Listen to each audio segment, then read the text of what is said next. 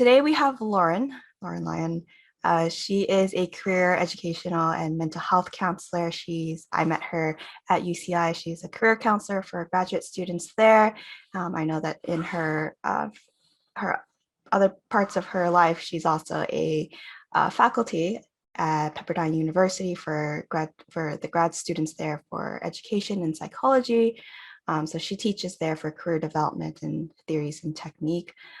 By training, she's a clinical counselor, right, Lauren? She also has certifications for other forms of psychological, behavioral sciences, interventions. So she's all about that psychology and understanding how to win a person over as well as to convince them. So by all means, she's very well suited to be a career counselor and a mental health counselor. So she's a great resource to know and to have. If you want to connect with her, go ahead and reach out to her on LinkedIn or send her an email later. She also shared some supplementary material that I'm sharing now as a Google Doc or Google Drive, and you can check those out, use those for yourself as well. And I'll hand it over to Lauren. Thank you so much for being with us today. Thanks, Joanne. Good morning, everyone. It's nice to see you all here. As Joanne mentioned, my background is kind of this mix of both mental health and career counseling. So I've been doing both of those for over the last 10 years, and specifically focusing in on career counseling for about the last 7. And I made that transition from just more of that mental health counseling to the career because I thought it was such a beautiful place to work with clients in the sense of like, we're talking about resumes today, right? And it seems really, when people think of resumes, they don't really want to write them. They're boring. They're a lot of work. They're tough, right? And the formatting is a pain. And there's all those things to a resume, but it's also this wonderful place to be able to highlight your strengths and to position yourself in a place to get to that next step in your journey and to really just find out in your own words, putting yourself out there, your own identity. And so that's why I really loved the career aspect and why I kind of found my niche in there. And so in addition to working at UCI with graduate students, I also realized that there is this kind of gap where people, shortly after they graduate are young professionals to where they don't have access to these services anymore. And oftentimes, as you all know, you're very busy when you're in school, whether it's undergrad or graduate time, and you don't have a lot of time to go to all these services you have on campus. And so I created my own company, Lion, which I work under, and that's to help support students, whether they're wanting to get into grad school or to they're young professionals and they want to, find that next step or position themselves to move on. And so I'm excited to be here to talk about resumes. Like I said, I know it's not everyone's favorite subject. I really like it. I'm going to geek out on it a bit. I could probably do a whole week's worth of talks on resumes and go section by section. So I'm going to give you kind of the core highlights today as we go through of main things to really focus on, how to walk away, send your resume in and feel confident that you're highlighting what the other side wants to see, right? And so we have so much to ourselves. Like I said, I have these backgrounds in K through 12 counseling and mental health and career counseling, but my resume isn't going to highlight all of those all the time, right? And that is a tough distinction and a tough decision to make when you're submitting an application. What parts of myself do I submit now, right? And which do I share maybe later? And so we'll talk about those as we go through. Since we have a small group, if we could take just a minute or two, I'd love to just know who's in the room. And if there is something that you're like, I just need this question answered today about resumes. Tell me what this is, make sure we cover it. So if we could just kind of go around and if you can introduce yourself, kind of where you're at in your stage of your professional career development and maybe something that you really want to get out of today, I'd love that. So if someone wants to jump in or we can go around, you can popcorn it to somebody if you want. I can go first. Thanks. So hello, my name is Aline. I am currently an undergraduate student in biomedical engineering. And so, I'm just kind of starting to get into that whole job realm. And so just starting to develop my resume. And so I just really want to know the tips and tricks and just how to create a good resume. I love that. Thanks, Eileen.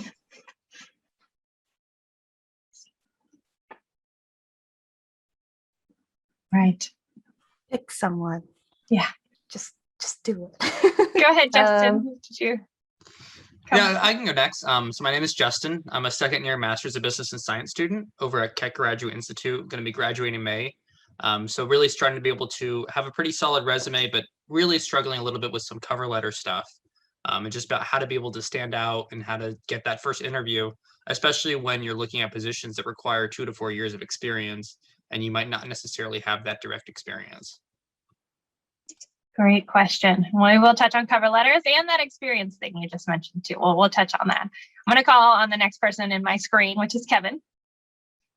Hi everyone, I'm Kevin. I'm a first year Master's of Business and Science at KGI, and for me, I think writing cover letters as well, because it can get kind of difficult just starting out and figuring out what to write, and also trying to be a bit creative about it, but still getting the message across. Great point. Great point. Thanks, Kevin. Oscar? Hi, can you guys hear me? Yes. Okay, I'm using my phone, so just making sure that I'm not on mute. Okay, my name is Oscar, and I'm a professional now. I've graduated from school already. I'm just working right now. And I've been in the industry, the med device industry, for 2 years now. And I'm just going to these workshops for self-improvement so I could learn how to be a better professional. So I'm just looking for ways to have a better resume, because you never know. I mean, job security is never there. It's not 100% guarantee, so I might not have a job tomorrow. So that's why I'm just looking to improve my resume and making connections. That's pretty much it. Love it. Thanks, Oscar. All right. Next to my screen is Brandon. Hey, good morning, everyone. My name is Brandon. I graduated from UC San Diego last year. I'm currently working as a quality engineer at a small medical device company. And one specific question I kind of have been thinking about is some of my longer term career goals are to be in like the R&D engineering side. And so trying to figure out how to highlight the experiences that I do have in quality into like not exactly the same career field, but that kind of a question. Great question. Yeah, we'll definitely touch on what we'll call transferable skills and how to incorporate those in. Thanks.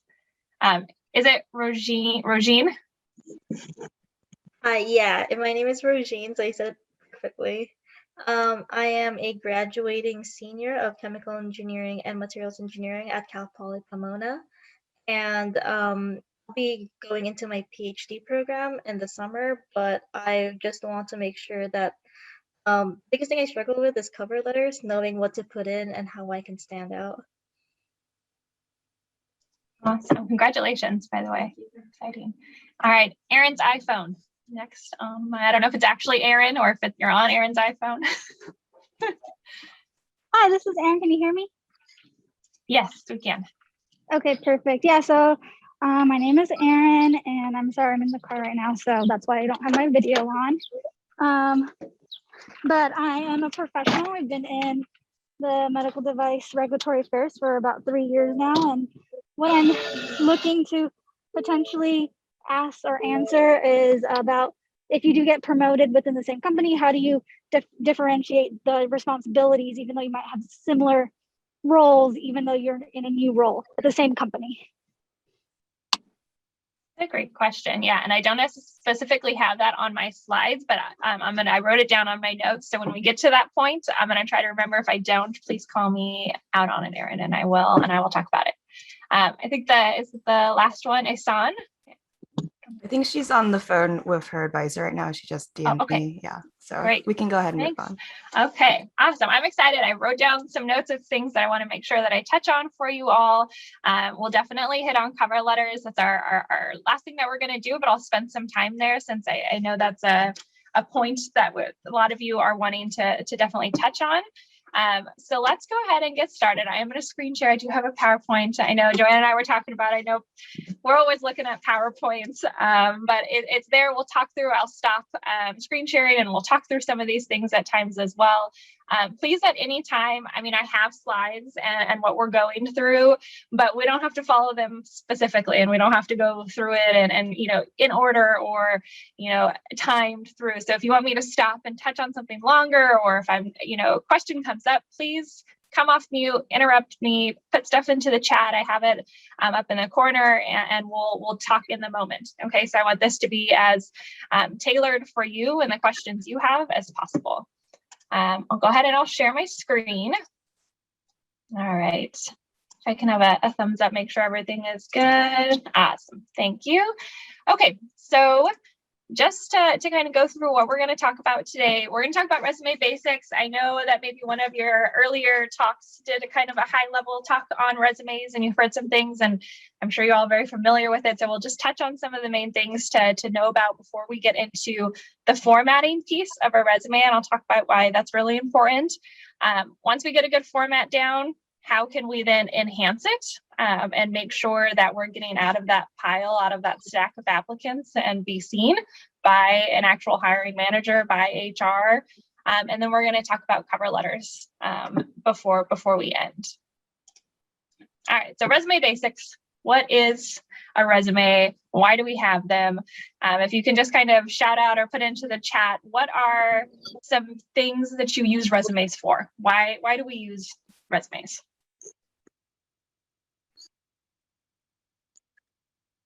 Apply to jobs. Yep, absolutely.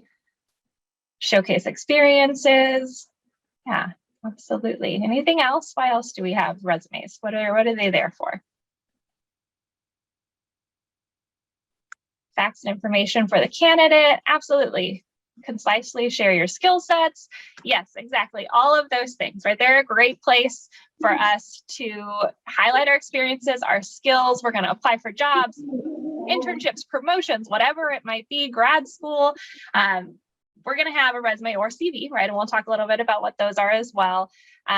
And they're there also for you. So we do have our external resumes that we show other people that we use for when we're applying to different things. But I'm also going to encourage you, and I'm going to mention it a few times throughout our talk today, but I also want you to have an internal resume that you have for yourself that, you know, nobody else sees, but you keep a list of everything you're doing, right? And so when we're talking also about, you know, maybe I'm promoted and I have this new job, well, let's keep that resume living and breathing and write down all the things that you do, you know, throughout your work. Because when you're doing things day to day, day in and day out, and if you know, even when you're in school, if you're in a lab or whatever it might be, you miss on those little things. And so to keep just a living, breathing document for yourself of everything that you're doing. And then when it comes time to apply, you can have this nice list of things to pull from. And so creating that core resume for yourself will be really important. But let's go through just some quick things. So do any of you have a CV as well? A resume and a CV? Okay, yeah, a few of you. What's the difference? Does anybody know what the difference is between a resume and a CV? When would we use one or when would we use the other? CV is more detailed and longer. Okay. Yeah, absolutely. Okay. So if we look at the definition of a CV, it's curriculum vitae. Translated from Latin, it means a story of one's life. And so what that is it's used in your professional and your academic career. And so this is your full list. Like I said, it's maybe a little bit longer, right? It is maybe more detailed in the aspect that you get to have everything on there, right? In that sense, but it's also in some ways a lot shorter, right? You're not going to have all these bullet points and these descriptions of things you're doing. It is just kind of like this here's your story. Here's everything I've done. Here's all my publications, here's all my invited talks, right? And it's just a list, but it's not really talking necessarily about the skills you developed or what you utilized in each of those roles. And really, mainly CVs are only going to be used in academia. If you're applying to grad school, potentially, Regine, you probably had a CV when you're applying for PhD programs. Sometimes, though, you will see on job applications, they'll ask for a CV, or it'll say resume/CV that you can submit, and you do need to decide which one you want to submit, or if you're going to do a hybrid, and we can talk about that too. But a resume is a snapshot of relevant information, right? So it is more condensed, but it's only going to be the relevant pieces, right? You've done a lot in your lives, but it's only what's going to be most important to the person reading it, right? And so what are those experiences, those trainings, those skills, the education that I've had? And these are going to be used in business and industry. So basically anything non-academic, you're going to use a resume for, right? And so there is a difference. And so I know sometimes they're used interchangeably, but when you see them on a job ad, that really should tell you what the employer wants, right? In terms of their focus as well. If they're asking for a CV, then you know that they're going to want more of that research focus, right? And so there is a differentiation there. So just be mindful of that. And so in a CV, right, we can put everything on here, right? It's your full history. It's the story of your professional and academic life. For a resume, you might have all of those things. You might have one or two of those things, right? It's going to be the most relevant things. And for our folks in grad school, maybe you have, or if you've been in, a lab in undergrad and you've had some opportunities to have publications or to go and do conference talks and things like that, these things might not make it onto your resume. And it's a hard pill to swallow sometimes when you have put in so much work and you're like, I spent 5 years doing this one thing, and you're telling me I can't put it on my resume. Why? And so again, I think this is a big piece. A resume doesn't get you the job, right? A resume gets you past the applicant tracking system, which we'll talk about. It gets you into the hands of a hiring manager. And then it gets you into an interview, right? And this is where you get to expand and to talk and to share the things that truly you feel are important for yourself as well. And so if you feel like, oh, I have to leave this off and it's not fitting, that's not the end. You probably still will talk about it. It just is going to be in a different way. We don't need it on this first round that we're sending to the employer. All right, so if you want to throw a guess into the chat, how long does the average employer take to review a resume? So you've handed a resume over, maybe you've submitted it through, an online application portal. Someone is now finally looking at it. How long do they review it for? 10 seconds, 45 seconds, 30 seconds, 15 seconds. Man, nobody even got up to a minute. Oh, second base, yes. It is true. It is in seconds. Unfortunately, it is actually shorter than all of the ones that you have put into the chat. And so the average is really only about 6 seconds. And so why is that?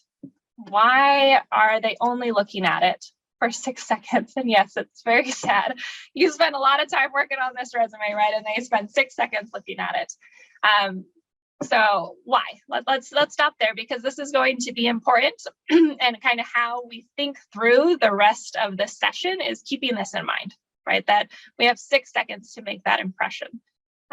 So what are some of your thoughts? Why, tap into your HR, your hiring manager mind, right? And why are we taking 6 seconds? What are some of your thoughts? Looking for key information and experiences only, looking at hundreds of resumes. Yep, absolutely. Absolutely. Anything else? Why only the 6 seconds? Thoughts? Okay. And most of the reasons are what you put, right, in some aspect of that into the chat. Yes, they probably do have hundreds. I always think I was not a big fan of applicant tracking systems, and we're going to talk about those a little bit. You all are familiar, right? I think you all had someone talk about them a little bit in a previous session. Okay. So I was like, why would they do this? You know, people spend so much time putting their applications together. They deserve a chance to be looked through fully. And I was working for the city of Huntington Beach, and I was hiring for a position.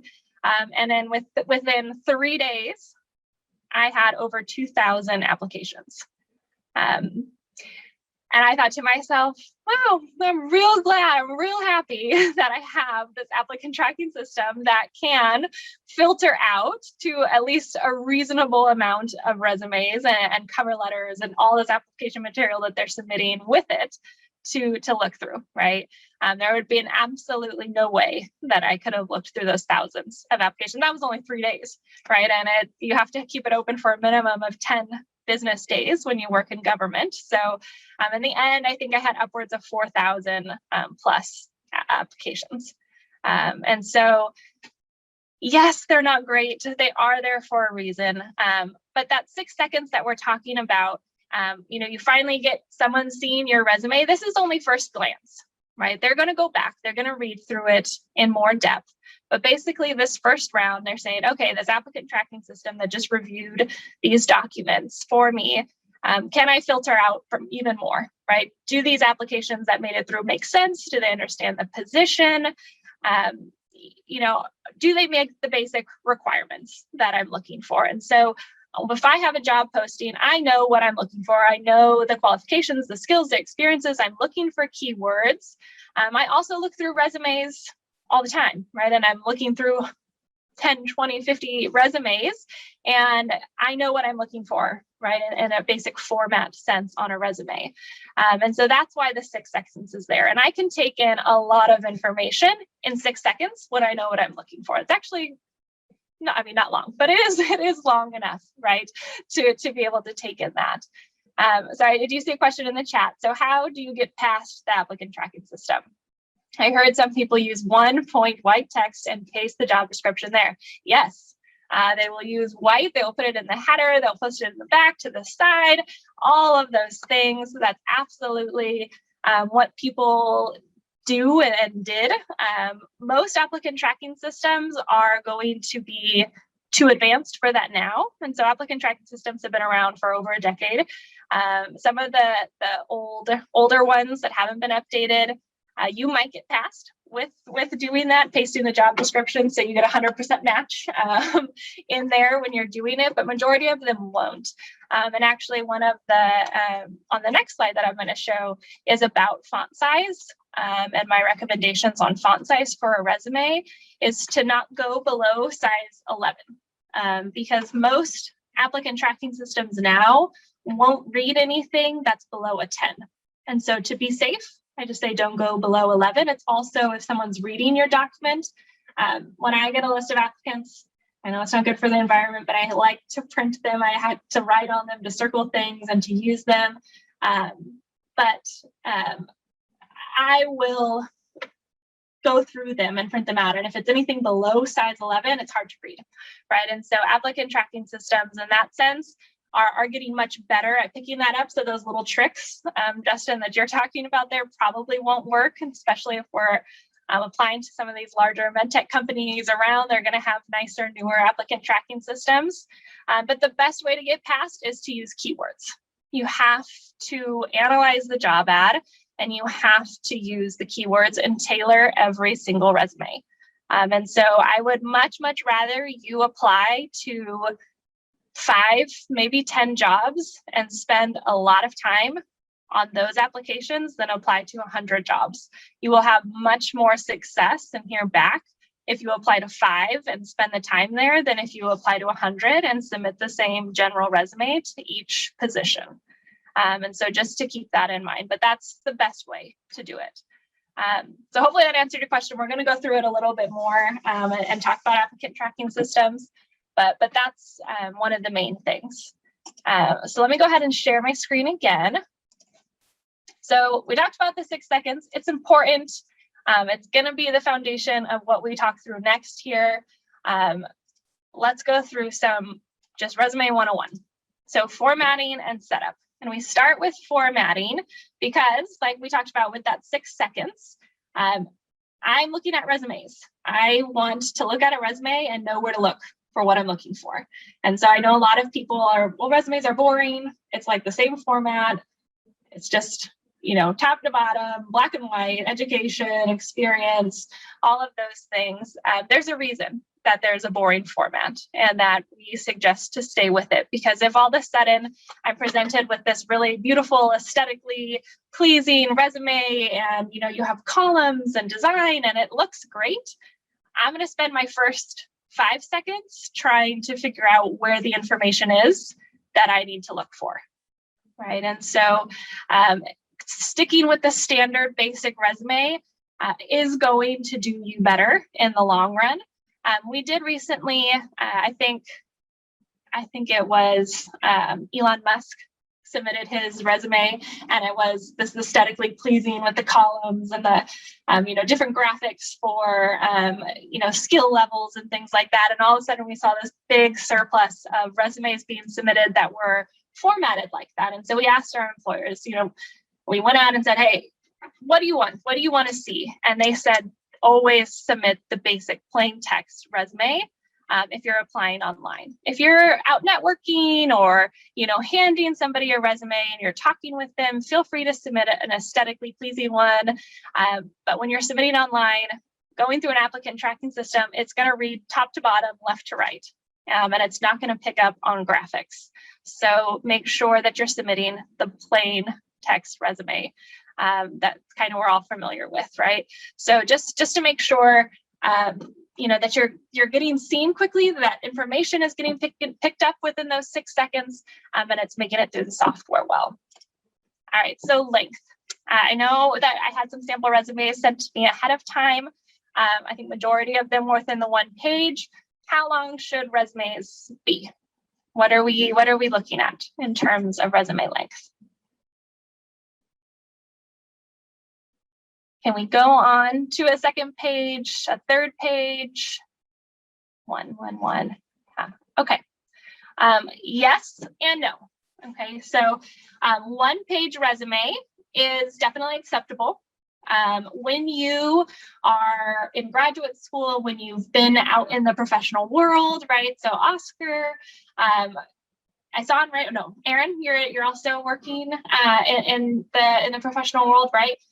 You're more than fine now to go on to 2 pages, right? And so a 1-page resume is typical for somebody just finishing undergrad who maybe doesn't have a lot of professional experience yet, but once you get a few years of that professional experience, or you're in graduate school and doing extra work, 2 pages is perfectly fine, and in fact is encouraged.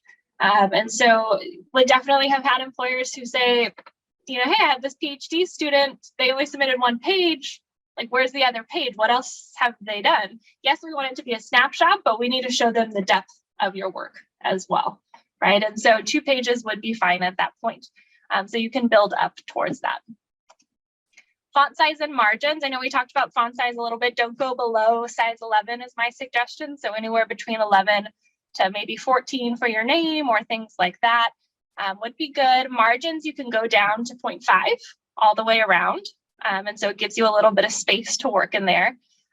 Consistency is going to be key. So consistency times 3 here, again, because you have the 6 seconds, right? And so if all of a sudden some dates are to the right, some are to the left, it throws off the reading of it, right? And we just want it to be really clear, organized, and structured the same way throughout. If you're bolding your titles of your roles, bold your titles of your roles all the way through so that I know when I look for bold, those are your job positions. It needs to be tailored. We talked about applicant tracking systems. It has to match that job description and what you're looking for, and it needs to use those keywords. And I know these are boring, right? I'm probably already losing you in the sense of resumes and formatting and bullet and font sizes and margins. I know so exactly what you want to hear on your Saturday morning, but I promise you, get these things down and just have them there to be able to build on, and it's going to make your life so much easier, right? And so we have the 1 to 2 pages for length, font size 11 plus, and anywhere margins from 0.5 to 1 inch. Okay, that gives you a lot of space and a lot of freedom. Once you get that down, now we can start being creative with what we're including how we're talking about our experiences. All right. Let's see. Oh, sorry. I think there is a question. Did you suggest 14.4 name? Should it be in all caps? Those types of things, you know, I think in the end, it's not going to matter, right? You're not going to not get a job because your name wasn't in all caps, or, you know, it was to the left and not to the center. And so those kinds of things I'm not too picky about. I do just want it to be a little bit bigger on top, the very first thing that's seen. And so whether it's capitalized, not capitalized, I would just say probably 14 and bold is a good size, and it'll stand out and it'll be there right at the top for someone to see. So that would be my suggestion there. But I know when we're formatting resumes, it can be tough to like get out of the grip of formatting a resume and what it should look like, but try to think like, you know, I'm not going to not get a job for having periods at the end of my bullet points or not having periods at the end of my bullet points. And so that would be my suggestion there. Another question that came in is for keywords, how do you incorporate that within the resume? Do you include it in the experience bullet points? Yes, absolutely. And we're going to have a section that definitely talks about that, of where you're incorporating it. We can have it in skills section. We can have it within the bullet points. My suggestion is anything you have in the skills suggestion, it should be in the bullet points too, because I need to see how you've actually utilized that skill and what you can produce with it. And so we'll talk about that as well. All right, so resumes must translate your skills. Okay, and so for some of you, maybe you've had professional work already. Others of you, maybe it's work that you've done within your undergrad or within your grad work. And if you are changing roles, going to an R&D position or going to a regulatory affairs position, and you're not in that role already, we need to translate it, right? The work that you're doing currently is not going to be the exact same work you're probably going to do in the next role, right? Or the focus might be a little bit different. And so we do want to make sure we focus on the skills and that they make sense for that role. So focus on the specifics, not the details. This is, if you can get this down and master that, it'll be really helpful. And so what do I mean by specifics, but not the details? And so here, I don't necessarily need to know that you are working with a very specific type of cell and doing a very specific type of work with that cell. I want to know the skills that you developed in order and the tools that you utilized in order to work with cells, right? To work with a nano level, you know, type of cell. So whatever it might be, right? So I don't need to know exactly what it was, because that might not be exactly what you're doing in the next job, but all of those skills that you utilized to do that work are important, right? And so those are the specifics I want, not necessarily the details of it. Anyone in your industry should be able to understand your resume. Okay, and so I don't have a biotech and medtech background, and so I'm not going to understand everything in your resume, but it's also really good to have somebody like me, a general person, read through your resume to make sure that I can also understand, right? Someone who can go through and read through and ask questions and be able to understand from the job ad that you understand what you're talking about, right? And so that is really important as well. It can't be too specific. And then those transferable skills. So when I say transferable skills, what do I mean here? Can somebody kind of give a quick definition of what maybe transferable skills are and what they look like?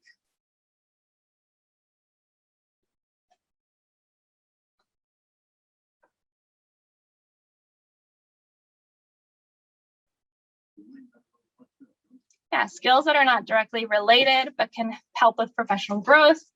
Exactly, teamwork, leadership, conflict mediation, absolutely.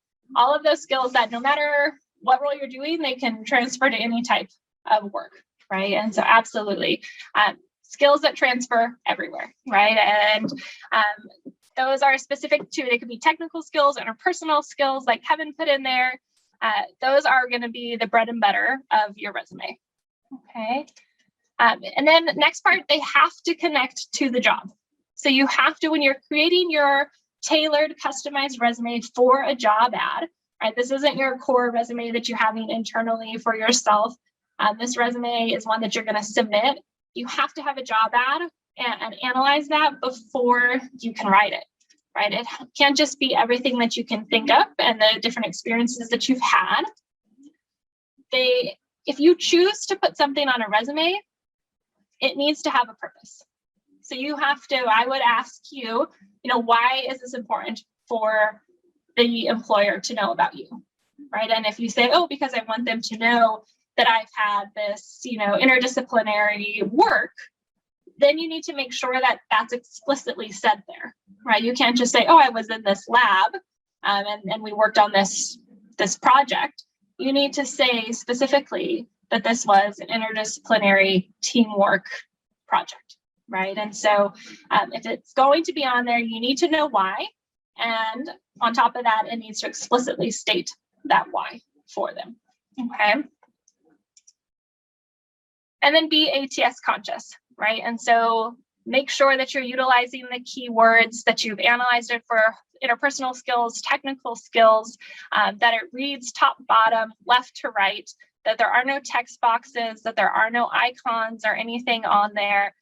We want to make sure that the information that's most important that you found on the job ad is at the top of your resume, that you've explained fully why things are there, so that it can get past this section.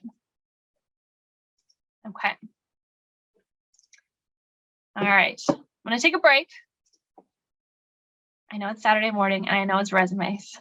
So everyone just take a quick moment. We've been talking for 40 minutes now. Take a quick, Joanne's already on cue. She's stretching it out. Take a quick moment and take a breath, get a drink of water. We'll come back and then we'll talk about the best thing, resume formatting, okay? We're gonna go through and how to format that resume. So maybe come back in just like a minute or so and we'll continue.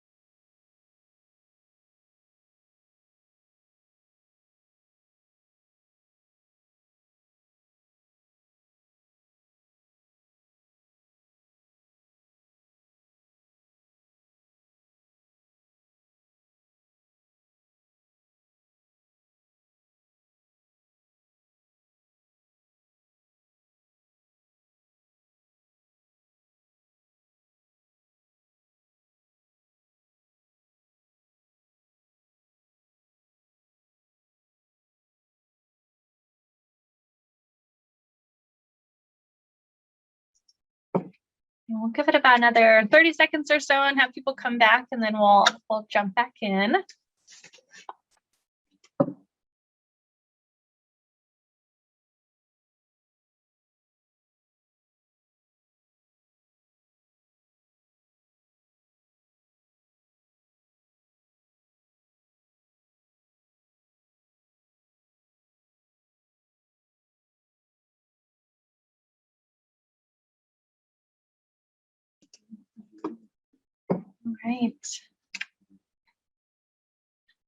All right, so let's jump into the next one, resume formatting. I know we've talked about some of it already. We kind of got the basics of how a resume is going to be structured.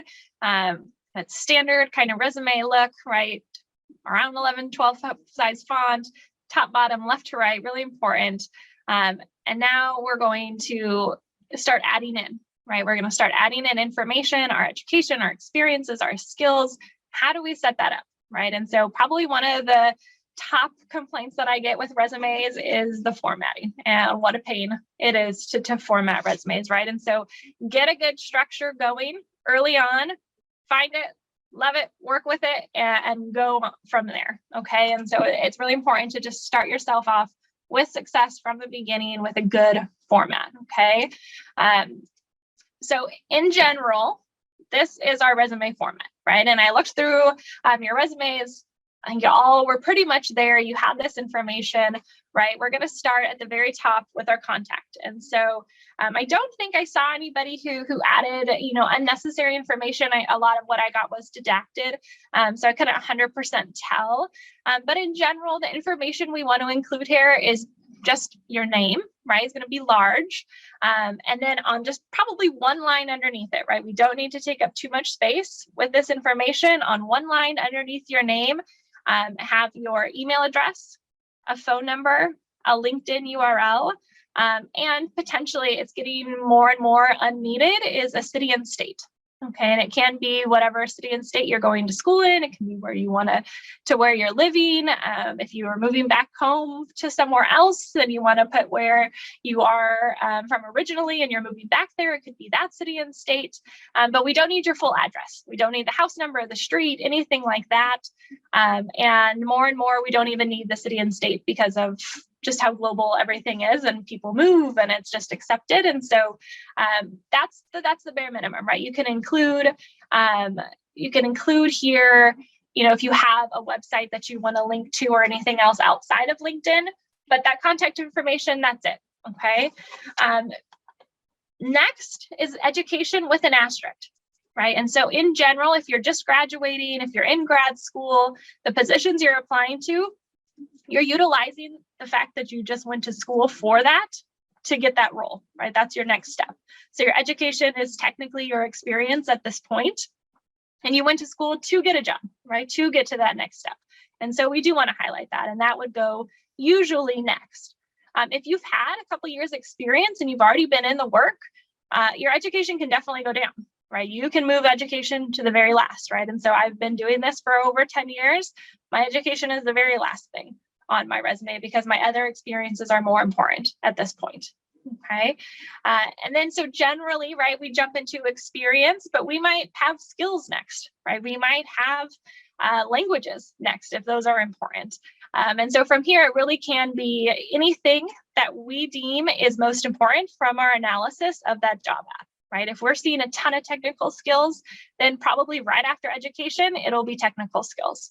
Right, so we are going to format the rest of this based on that analysis and what we deem important.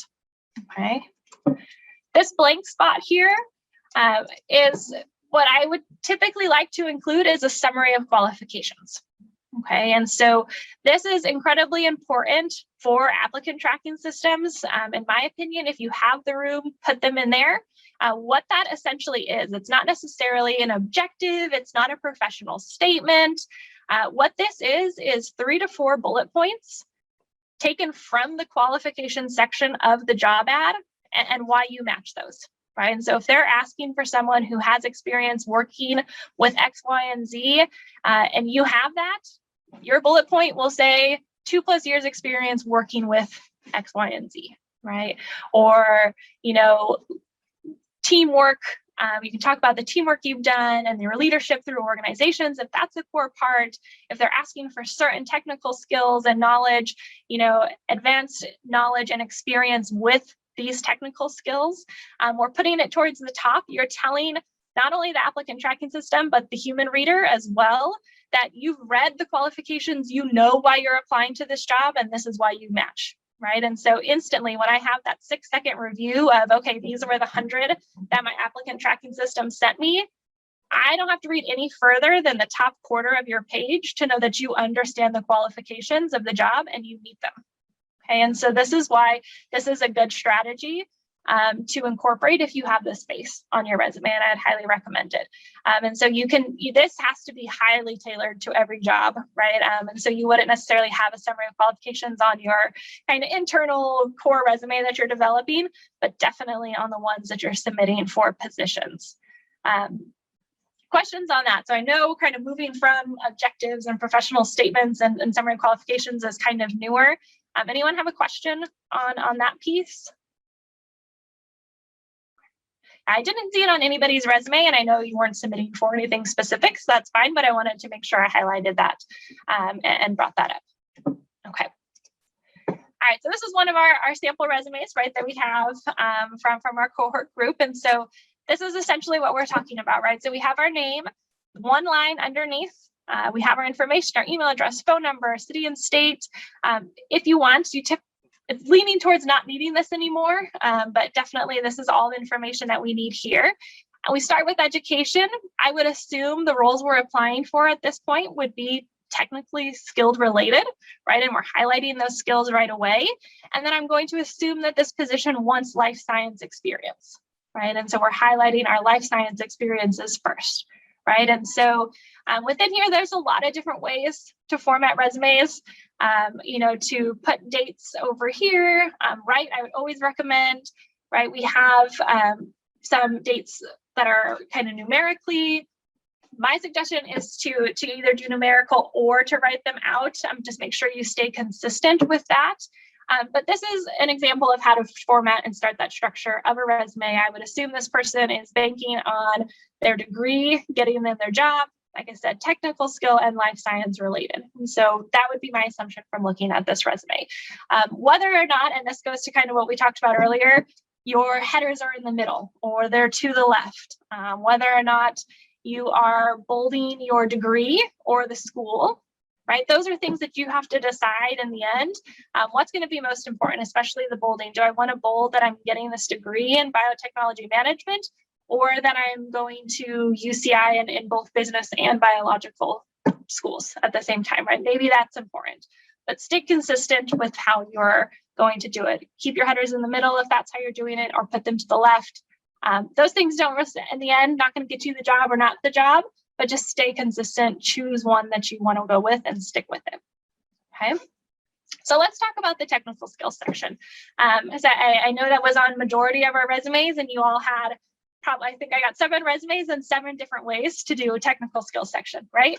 And that's perfectly fine. That's also why I like resumes, is because there isn't necessarily a set way that you have to do it. You have some freedom there. But let's take a look, right? So this is the one that we saw on the past slide. Here is another way to format it, right? When we're also kind of quantifying our skill level within a certain area. We have one that incorporates certifications, right, and skills within here, right? And then this is another example of not one of yours, but another way to set up technical skills. And so when you look through these, is there a format that stands out to you? I know you probably see your own potentially in here as well, but what do each of these tell you when you look at them, right? Put that HR cap back on, that hiring manager cap. When you look at these examples, what stands out to you? What do you take? What do you read, right? So when I looked through that person's resume, I thought technical skill, life science, moving forward with that management perspective, right? And so when you see these technical skills, what is it that you see portrayed? Take a moment and look through them real quick.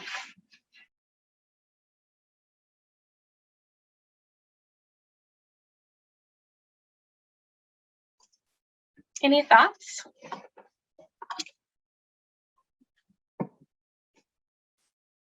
You can come off mute. There is no right answer either.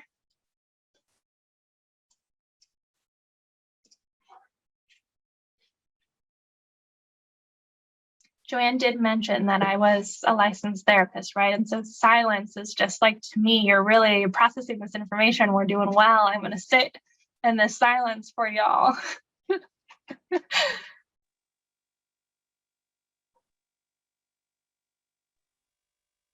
Is it the font size? One of them has a large font size. Yeah, definitely. Font size definitely matters, right? Especially when you're reading a document that's printed out. Absolutely. There are very specific skills. Yep, absolutely. So when I am going through this, right, if you have your 6 seconds and your HR cap, right, and you're looking through these, when I see a list of technical skills here, I think, okay, there's a lot of different technical skills listed. I don't necessarily have a focus here, right? I don't quite know where to look through. I'm going to have to read through all of these to know kind of in general the technical skills that this person is bringing to the table, right?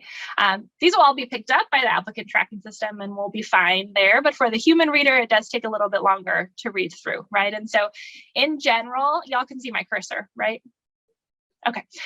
In general, when people are reading through resumes, studies show that they pretty much stop just past the halfway mark when they're reviewing a resume, when they're skimming it. They don't read the second half, which is one of the reasons we put dates over to the right, because we don't want them to spend their time looking at dates yet, right? We want them to focus on your skills and everything else. And so they're pretty much only reading to about just past halfway.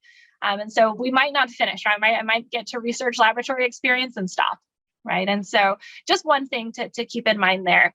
Nothing wrong with this at all. Like I said, it'll be picked up by applicant tracking system. Eventually they will all be read through.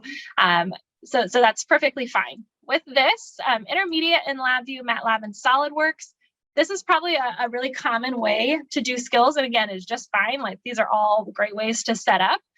Intermediate is very subjective, right? And so I'd be cautious in using beginner, advanced, experienced in. It's very subjective, and it doesn't quite mean too much to a reader, right? If you're extremely advanced in a certain area and it's asking for it in a job ad, maybe we can add that in there.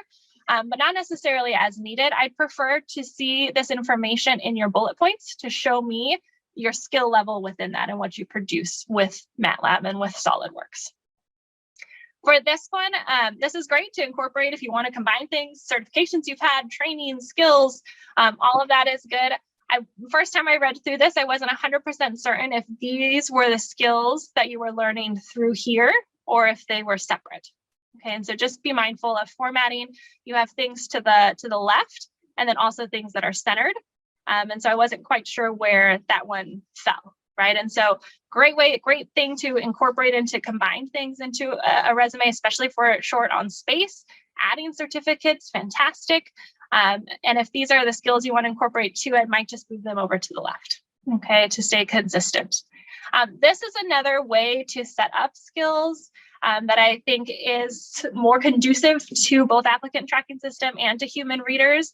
I don't even have to read past, general areas here. I know in general, this person is bringing programming skills, different application skills, processing skills. You can have lab skills here. You can have research skills. You can have anything you want here, and just kind of categorizing them here is helpful for the reader.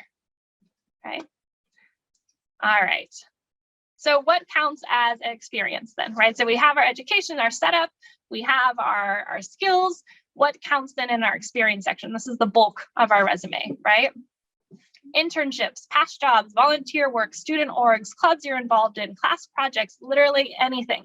And so then Justin, when you were talking about these people want 2 years of experience, if you've been doing classwork or have been in a lab or done anything, even in your undergrad, in your junior year, senior year, you have 2 years experience, right? And so you have to frame it that way. Feel confident using that work as experience, right? And portray that in your resume. And so please do not undervalue the experience and the skills that you gained from your schoolwork, okay? And especially if you're in your graduate work, that 100% counts as experience. I see people miss that all the time. And so we want to incorporate those, right? And so we want to have them on our resume. So we have all of these things. How do we choose? We tailor it to the job ad, right? And we're going to look at a job ad together and how to do that. But we might not include all of them all the time, right? But we want to have all of these things listed on that internal resume that we have for ourselves, all of those class projects, everything that we have in there to then be able to pick and choose for our tailored resume. Yeah, absolutely. So does graduate experience count on a 1-to-1 ratio? Absolutely. It's your story that you get to tell, right? And so when you're going through, person A is going to say, all of my experience from freshman year counted, and this is why, and here's my 4 years of experience. You got to do the same thing, right? And so it's up to the person that's reviewing it if they're going to say, oh yeah, that counts. But for yourself, even if it doesn't necessarily feel like it for you, you have to put it out there and be confident with it and sharing that story, okay? And so unless it says, that they want specifically this experience in an industry role, which sometimes you will see, right? Then maybe there's a little bit less that we can play with there, but that still counts as experience, maybe not specific industry experience that they've listed on the job ad, but you can still talk about all of your other experiences just that you've had in education on that. And so with that note, anytime you're filling out an application, if it says, do you have 2 years experience, yes or no, always hit yes. Always, you have to answer those with the correct way. Otherwise, applicant tracking system will boot you out, right? And so if you can explain to them why you chose, yes, I have 2 years of experience, absolutely make sure you put yes. If you have to put no on one of those, assume you're automatically going to just be booted out from the system and no one will read. And so always answer those correctly, right, within that. And then how do you format it? And so how do you format your experiences? A lot of people use reverse chronological, right? And so here's my experiences. Here's a reverse chronological list of all of them. That's absolutely one way to do it. But there are alternatives to experience, right? We saw life sciences, research and project experience. Can we be more specific, right? Maybe they want some very specific type of work that you've done within, non-organic chemistry world, and you're doing, X, Y, and Z. Let's put that specific work right there in that header, right? And that also allows us to bring experiences that maybe we did a couple years ago to the top of our resume if we categorize them under different headers.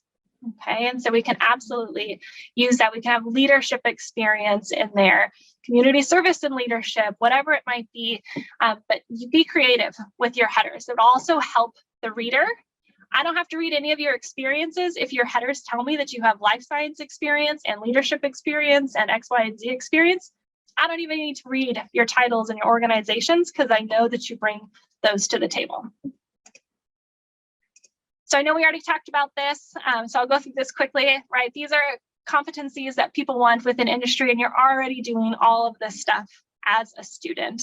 And so we're counting them as experience. You just need to switch the lingo a little bit and speak in more industry terms, right, when you talk about these things. So when we're looking at our experience sections, right, your research work, your work as a chair of a committee, as a barista at Starbucks, whatever it might be, right, we want to make sure we have our title of our role, organization, where it was, dates, that we're using bullet points, and that we're using the correct verb tense. Okay, so these are just kind of the 6 things that we want to check mark on there, right? And so pull up another experience, right? So we have here, and we look at these things, right? Let's look for these 6 things. So we have our title, corrosion undergraduate research lead. I like this because it gives a little bit more specific, right? Because you can just say undergraduate researcher, but then I don't know what you're researching either, right? And so if we can be a little bit more specific in our title, even if it wasn't technically your HR title or whatever it might be, it's helpful, right? I'll see volunteer as your title. Well, if you're a volunteer, or were you a hotline crisis volunteer, right? And now I know, without having to read your bullet points, that you're probably going to do really well with conflict management and other things listed on here without even having to read anything else, right? And so be a little bit more specific there, right? We're using bullet points. We have our organization.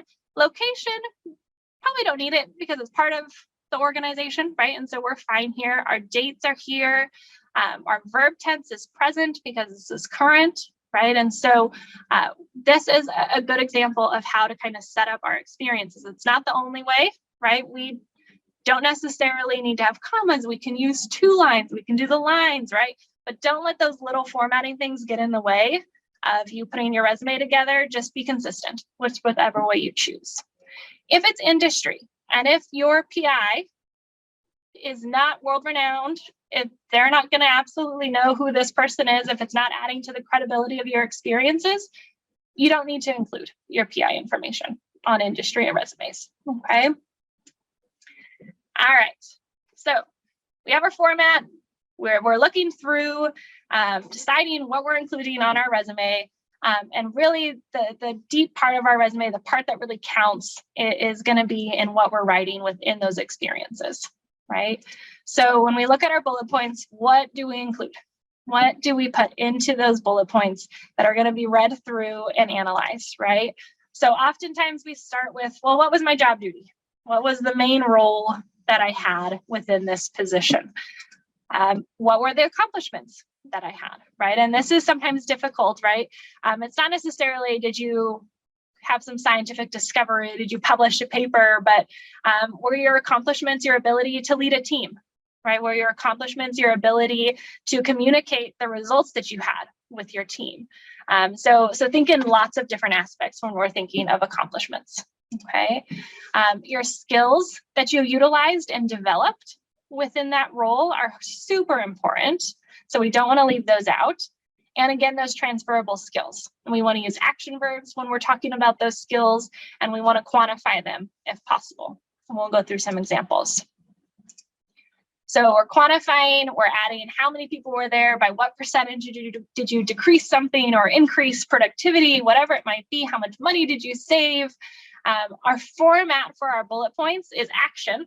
So what key action, and I think in the email that got sent out, you have an action verb list.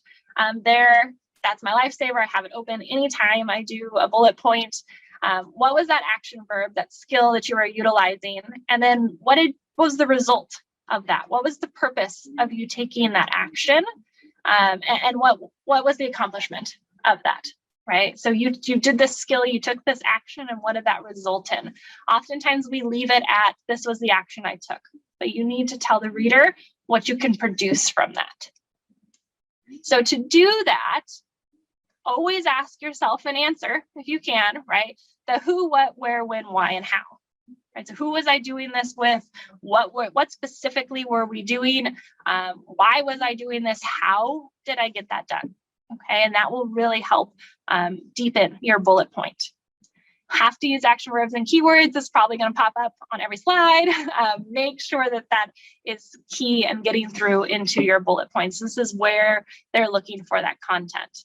And make sure that we're not just focusing on, I did this technical work, but that you're talking about all of the interpersonal skills that you utilized while doing the technical. Okay, super important.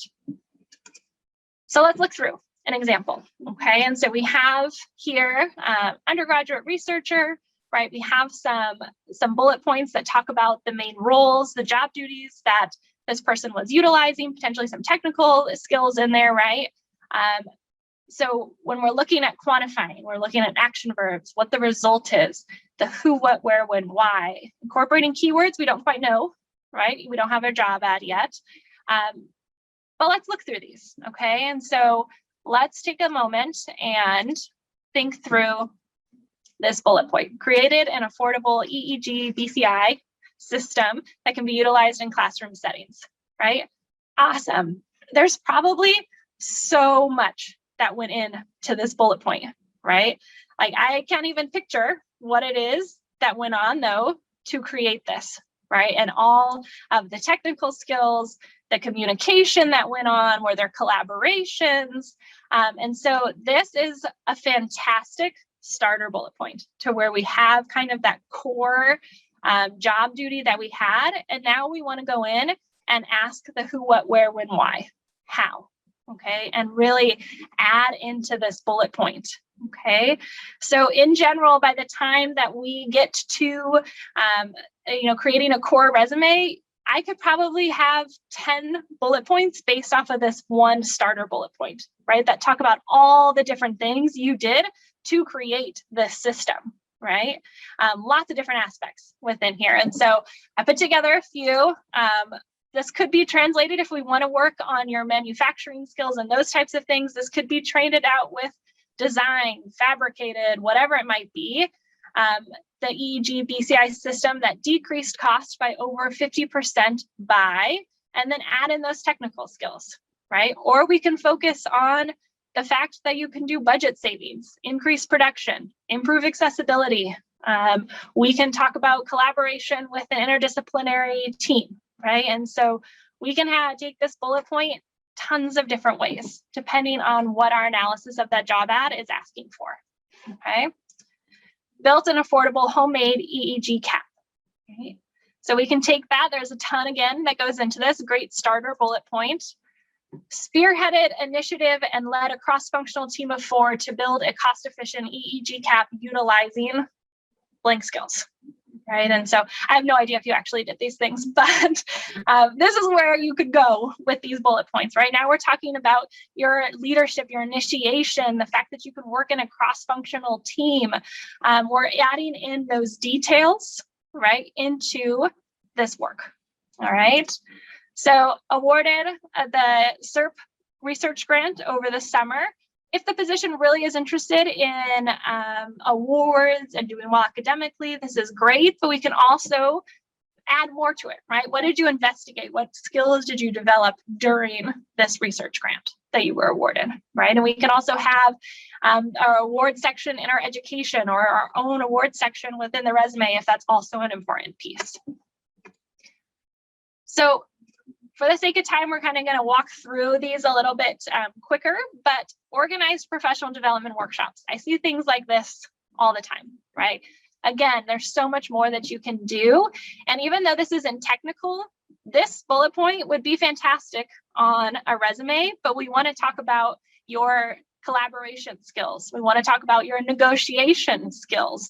We want to talk about your organizational skills here, right? And so when I see this bullet point, again, ask who, what, where, when, why, and how, and start to really pull those details.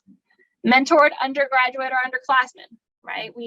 These are things that you're utilizing, but when I read this as an employer, or if I read this, well, in my role, you're not developing workshops for people. You're not really going to mentor undergraduates. And so if I'm reading over this quickly, I'm not going to see necessarily the value right away. And so if you're saying, well, I want them to know that I have leadership and negotiation skills and those types of things, this is where we talked about earlier. Well, then you need to explicitly say that, right? Talk about the leadership and the negotiation, all of those things.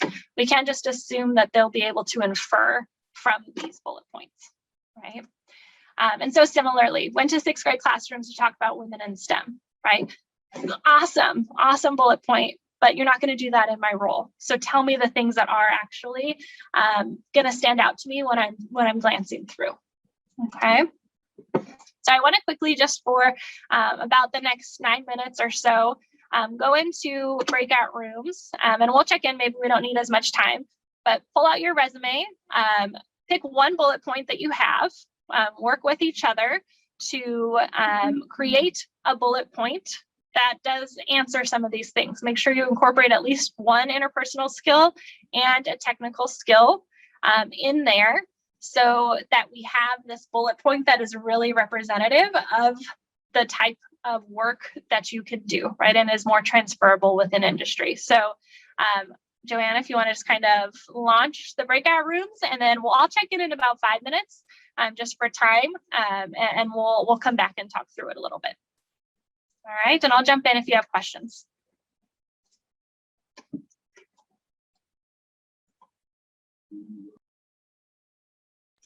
Thanks, Joanne. And we're running out of time.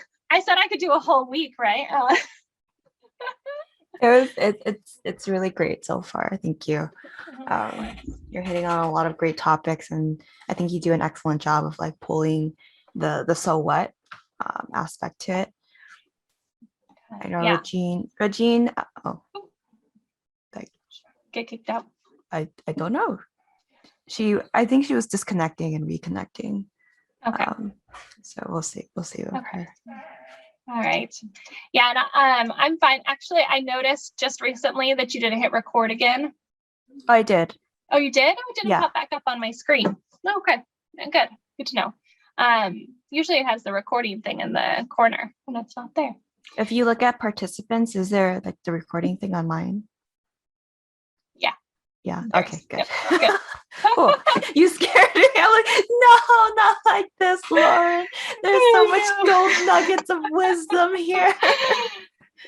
And I mean, I'm fine to stay a little bit longer, like if it goes over, especially for Q&A, and they can reach out to me and I can go over things more with them afterwards too. So if we don't, and we're almost through most of it already. We just have cover letters left at the end. So I'm happy to talk with them through it after as well. I don't know if you have a hard end at 11:30. You do? Yes. I'm heartbroken because I I don't personally have a hard end, but I've noticed that with even with our other facilitators, they have so much good knowledge and they'll keep going. And that's my problem. Like I've gotten complaints about that we'll go for too long. Oh no, I'll end at 11:30. But if people want to stay and ask questions, Okay. yeah. Oh no, absolutely. Trust me, I know. I feel the same way when I'm in meetings. So no worries. I'll end by 11:30. But my hope was to have at least like 5 to 10 minutes of Q&A before we ended. And so because we probably won't get there, I'm happy to stay if people want to stay for Q&A. Yeah, no, that would be perfect. That'd be Okay. fine. Yeah. No, it's Saturday. They don't want to be here too much longer. I understand. They have plenty of their own work to do too. Yeah. Do you need any more time reminders from this point out, or do you think you're good on that? Why don't you send me another one when we have like 2 minutes left? 2 minutes. Okay. Yeah. Okay. Let's see.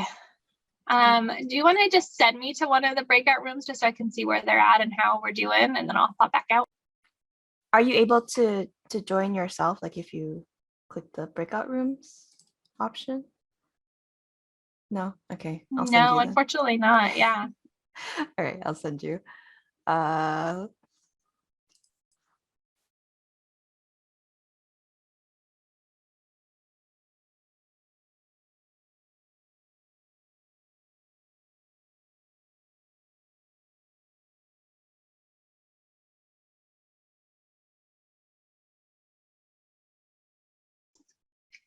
I can't hear you. Are you muted? Oh yeah. I accidentally sent myself. Oh no. Okay. Okay. We'll give them one more minute.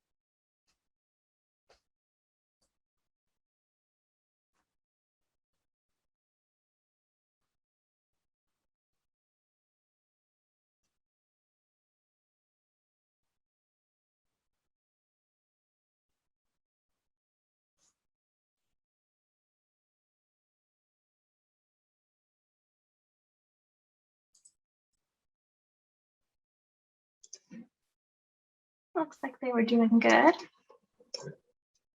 I'm having them come back now before we Okay. take too long. I know.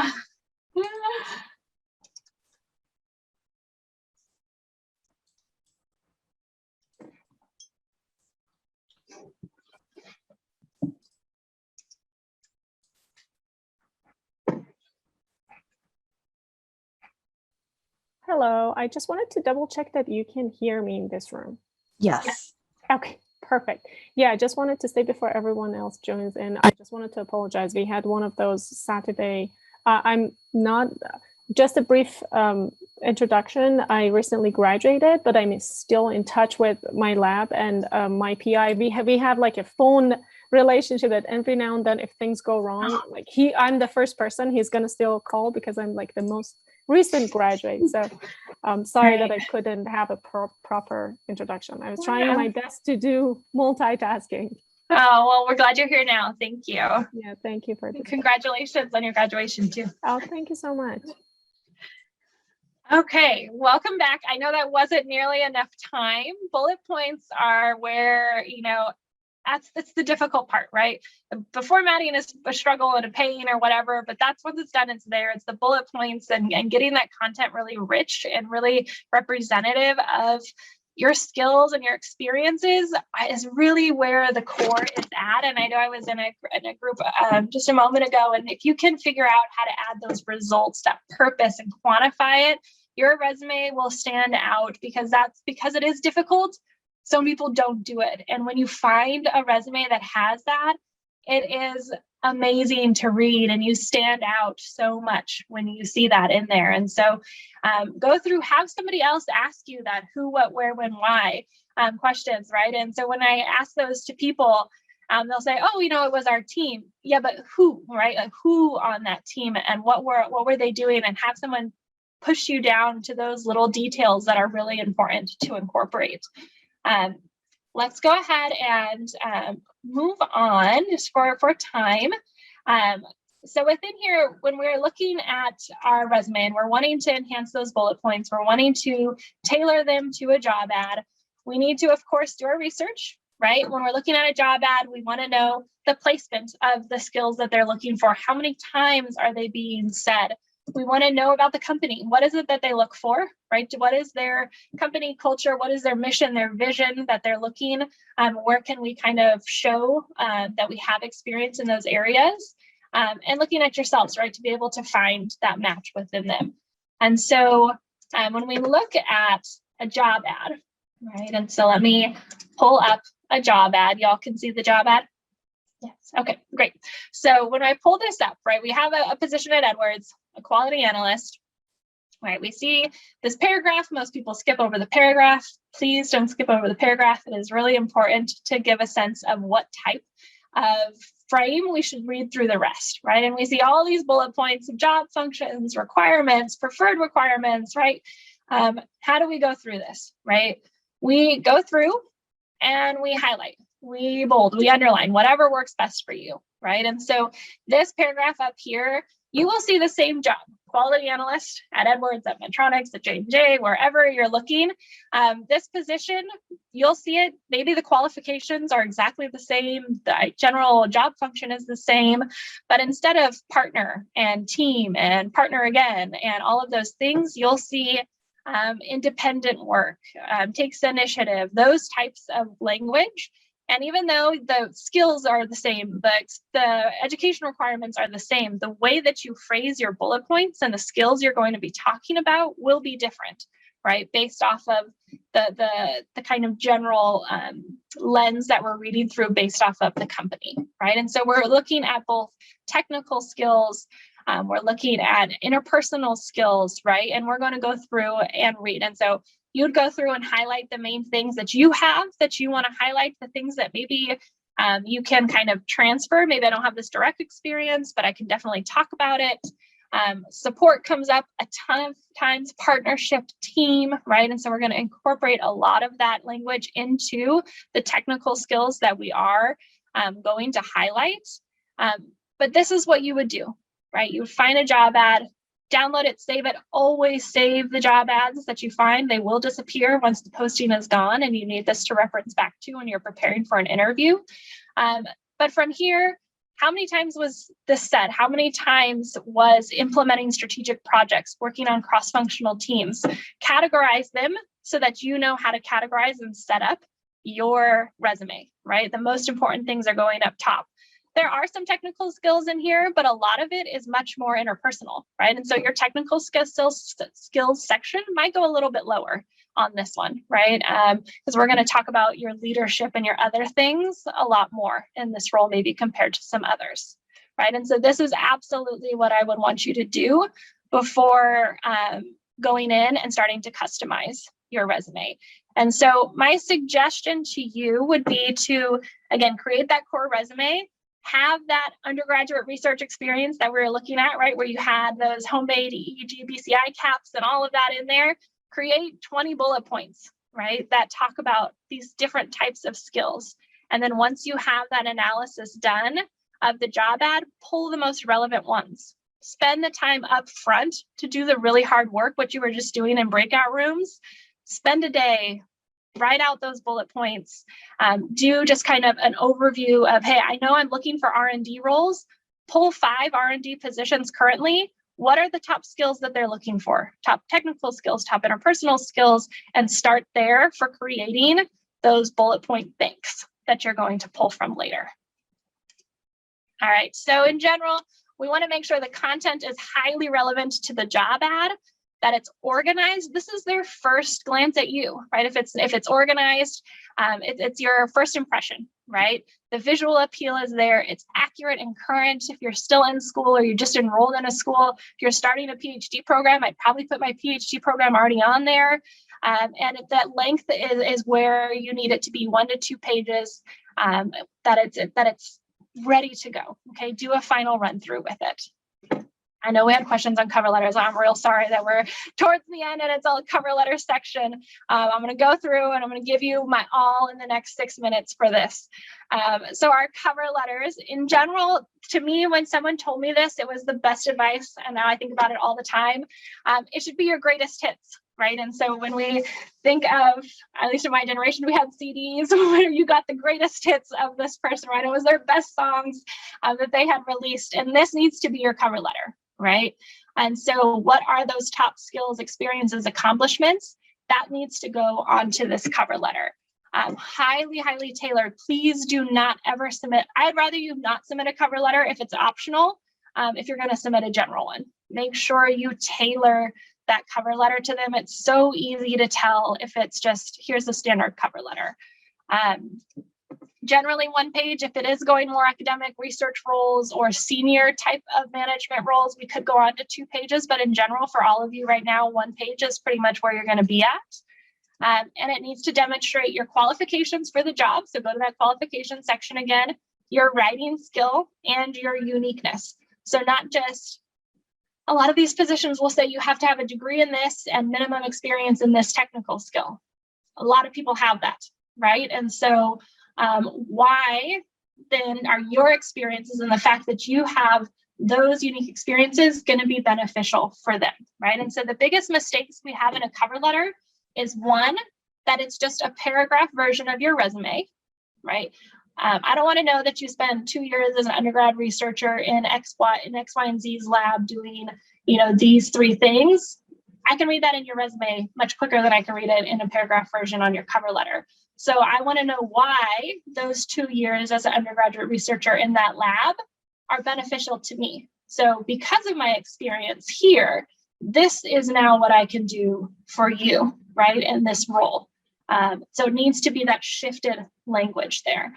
And similarly, the other mistake with cover letters is why the job is going to be so important for you and why it's going to be so good for you to get.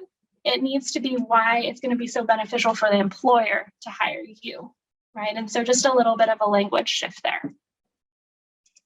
So format, so similarly, contact information, just take the same thing from your resume and put it on top, right, of your cover letter.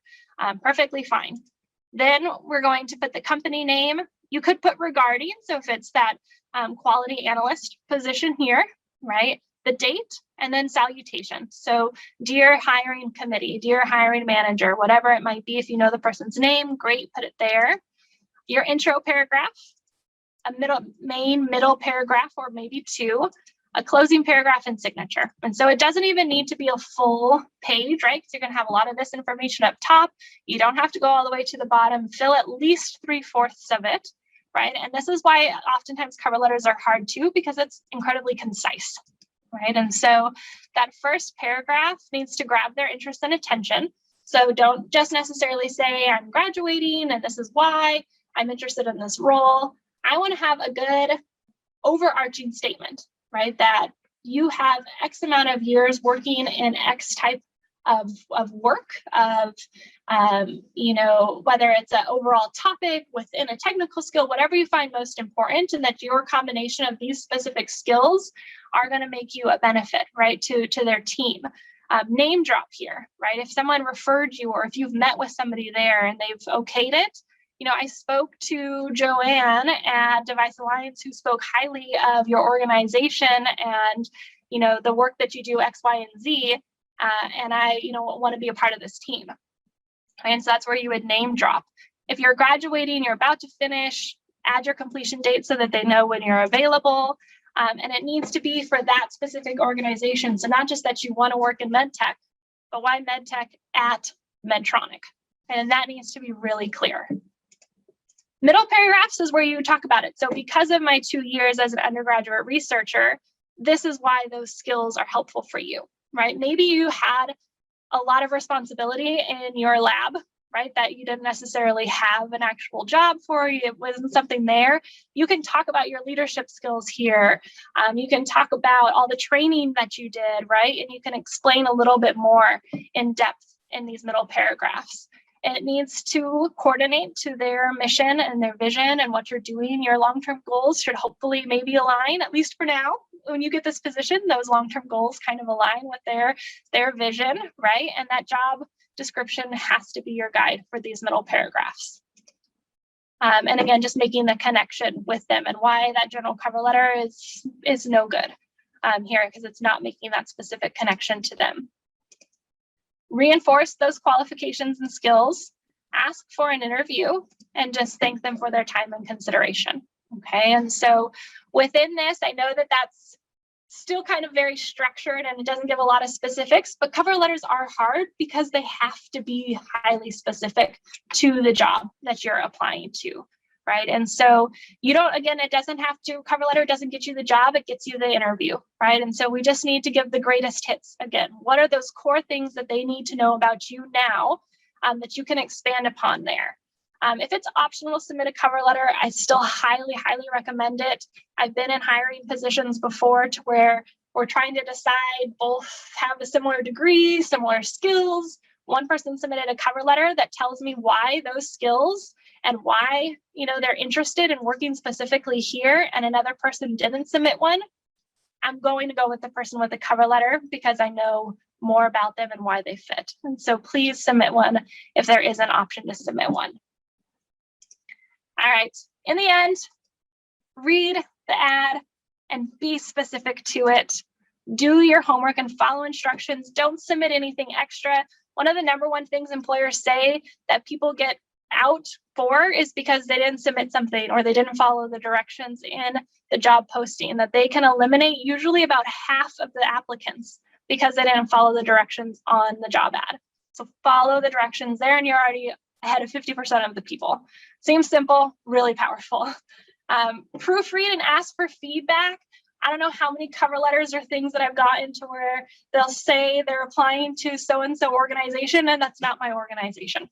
And I know that seems silly, but it happens a ton. You're busy, you're applying to a ton of roles, right? And so make sure that you proofread it there and be authentic. Right? We want it to still sound like you. We want your interest, your passion for this field to come out in your writing of your resume and of your cover letter. I know we're out of time, so I want to say thank you. Feel free to contact me. I know Joanne put my contact information, LinkedIn, my email, whatever it might be. Feel free to reach out. And I'm happy to discuss some of these things further with you. I'm happy to stay for some Q&A as well, as I know we're at time and you have things you want to do. It's your weekend.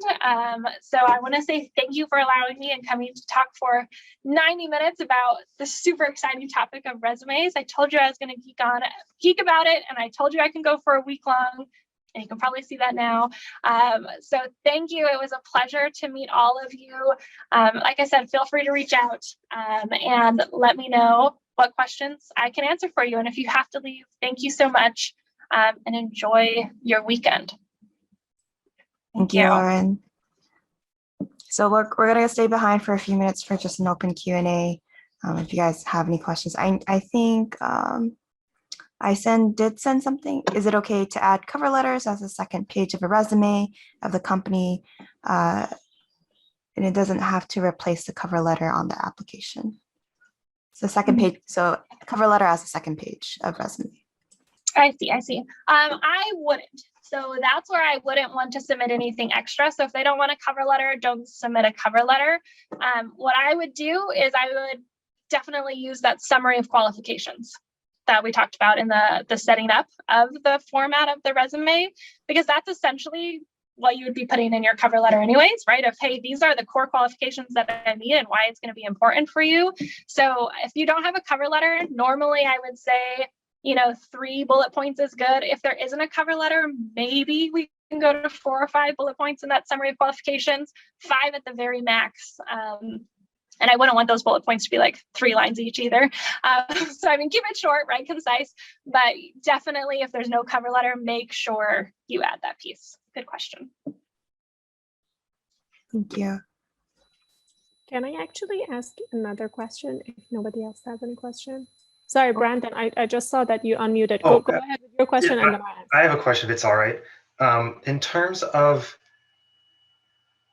layout on the page, how important in your experience reading resumes is like use of black and white space? Like, would you recommend if there are like similar experiences, like having, maybe 2 things could be combined to 1 line as opposed to splitting up into shorter lines? Like, do you like seeing bullet points all being the same length? Do you like seeing white space? And like, Good question. White space is oddly very important, right? Our eyes don't want to see just a page with full text. We need to have some white mixed in there, but I don't want to see massive chunks of white space. And so oftentimes, like when people put their dates to the left or something like that, we're left with a ton of white space there. We don't want that.